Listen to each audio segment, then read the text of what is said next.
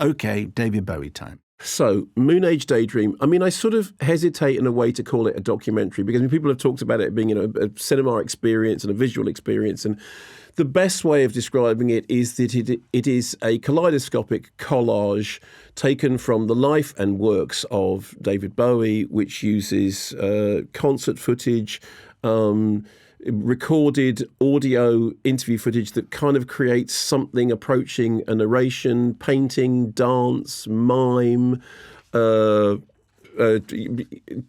dismantled songs with using sort of musical stems, all put together in a collage that attempts to capture something of the magic of David Bowie. Now, the first thing to say is that this is authorised by the Bowie estate, meaning that it has access to the material that films like, for example, Stardust did not have. Well, I mean, and you can understand why. I mean, the Bowie estate have been very protective of Bowie's. I mean, going right back to Todd Haynes and Velvet Goldmine, which, of course, is a film which takes its name from a Bowie song but doesn't have any Bowie material in it because they've been rightly protected by it. So this does, and it has an extraordinary archive of material, some of it familiar, some of it revelatory, all put together in, as I said, this great big 2.25 hour cinematic experience that is Bowie. Here is I think it's the trailer, but this will give you a sense of the film. Are you there, David? You're aware of a deeper existence. Are you there, David? Are you there, David? Maybe a temporary reassurance that indeed there is no beginning, no end. And you find yourself struggling to comprehend a deep mystery. This is ground control to Major Tom. You've really made the grade. And the papers want to know whose shirts you wear. And we could just carry. I mean, that kind of ended rather abruptly, didn't it? So, I mean, cards on the table. I'm a big Bowie fan. I saw Bowie at Earl's Court in 1978. And this was a really sort of major event for me. I remember very clearly when I was a kid, my friend Chris Dry bought me Changes One Bowie. And he said, I'm not going to buy this for myself because I'm going to buy every album that these songs are on. And I thought, well, that's a bit of a big ask. And then, of course, I found myself going exactly the same way, never listening to Changes One Bowie, because you just end up buying all the records that it's from. What the film does is there's no such thing as a definitive Bowie movie. There just isn't. In 2.25 hours, you cannot definitively encapsulate that career. But what you can do is attempt to give a cinema audience something of the adventurous spirit of Bowie. I mean, Bowie works across a number of genres, not just of music, but he also, in painting and in acting, whether it's stage acting or screen acting. We see a little clip from Elephant Man. We see bits from Man Who Fell to Earth juxtaposed alongside the documentary Cracked Actor, which is the thing that gave Nick Rogue the sense that, okay, that's the guy that we need for Man Who Fell to Earth. There is, just in the period of the 1970s, the unbelievable evolution between Ziggy Stardust and then what he's doing by the time he gets to the Berlin trilogy.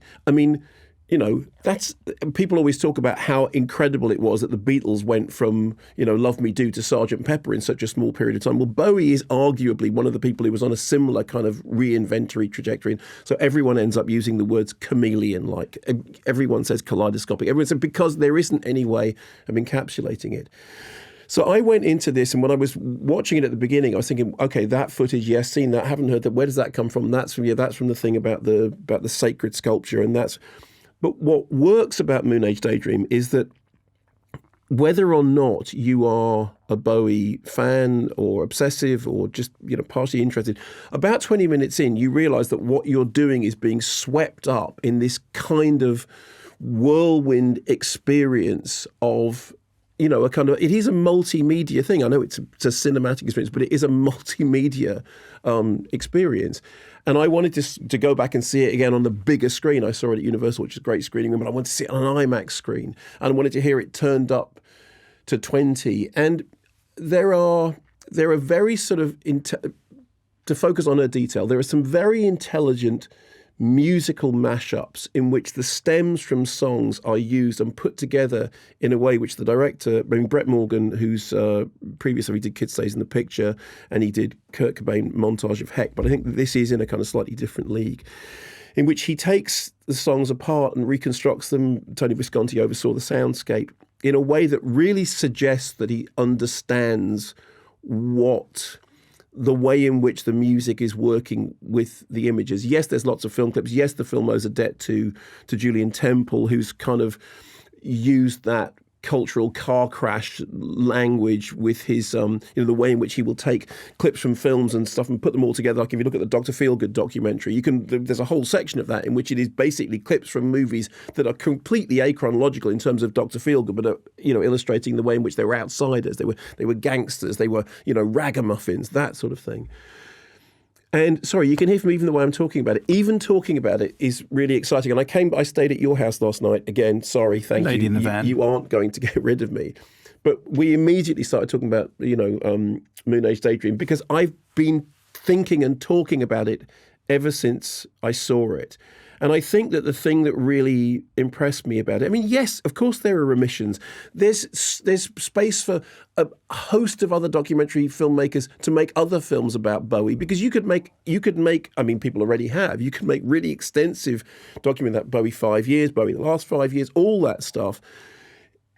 Almost every single project that he was involved in would support a feature-length film. But what this manages to do is to suggest that the director has tried to apply a mindset to Bowie's back catalogue that understands the adventurousness and the reinvention and the cut-up and the William Burroughs and all the rest of it that made Bowie who he was. And yes, there's the period when everything's incredibly successful, but not so commercially, not so artistically inventive.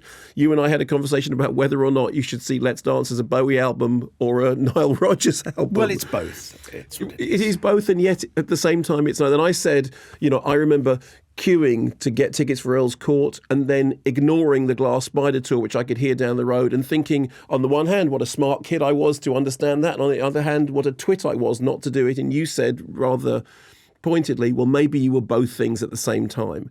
And that, I think, is the joy of Bowie, the androgyny of Bowie, the thing that he was what you brought to him and still is.